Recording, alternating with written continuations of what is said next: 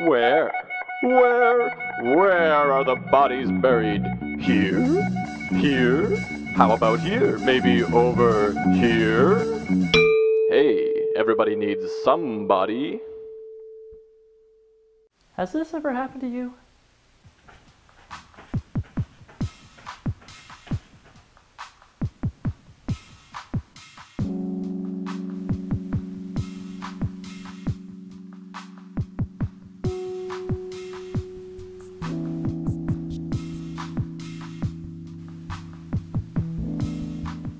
If it has happened to you, or if, say, you're a troll or a vampire or a mole person or even a C.H.U.D., then you might want to look into joining or forming an underground community. For your benefit, we're going to review 3 potential sites, and we'll head over to France to look at easily the most famous one we'll be discussing, the Paris catacombs. The first thing to know is that most of what has become the catacombs came from medieval mines that were eventually built over as Paris grew and grew. Though it's really more old mines than catacombs, the name is stuck because of an 18th century solution to the city overflowing with corpses, namely, sticking the corpses in the old mines. The primary market for this particular property would be dogs, goths, necrophiliacs, or any combination of the 3. However, I must warn that you will not get a lot of peace of mind in the catacombs, as 250,000 tourists pass through them every year. Or at least they did until recently, when an act of vandalism gave the catacombs something in common with my wife's legs. I'm not even married, but does that mean I should be denied such a thick, rich vein of comedy gold? Discuss in the comments. Anyways, let's move on over to America's West Coast and take a peek at the Seattle Underground. This unique city underneath the city came as a result of large fires in 1889 that decimated 25 blocks of mostly wooden buildings.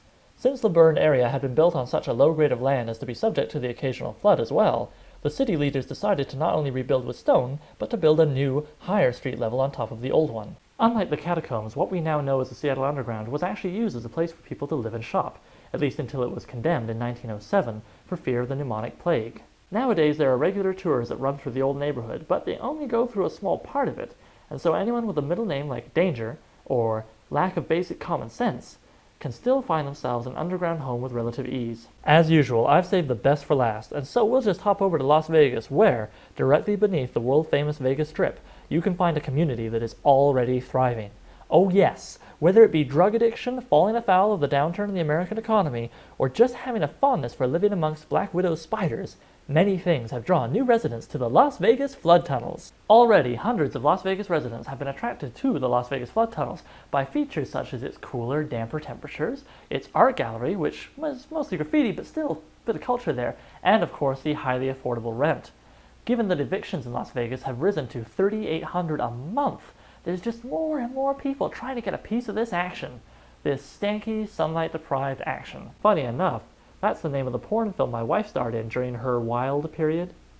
Sure, there's always a chance that a rare Nevada rain will come in and wash away your home, but hey, there have only been 20 drownings caused by flooding in Las Vegas over the last 20 years. And for Vegas, those are pretty good odds. You know what else are pretty good odds? The odds that Oliver is going to make an ass out of himself at the In a Handful of Minutes Halloween party this year. Last year, he looted the pet store and released an army of underfed domestic animals upon an unprepared crowd of half-drunk web show hosts. Nobody knows what happened to our accountant that night, so Jim, if you're listening, we could really use a hand with these things.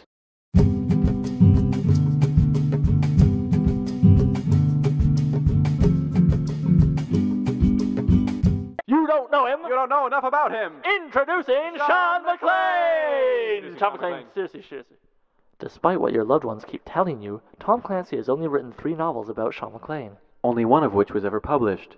It had an aircraft carrier on the cover. And tanks on the aircraft carrier. And Sean was a nuke.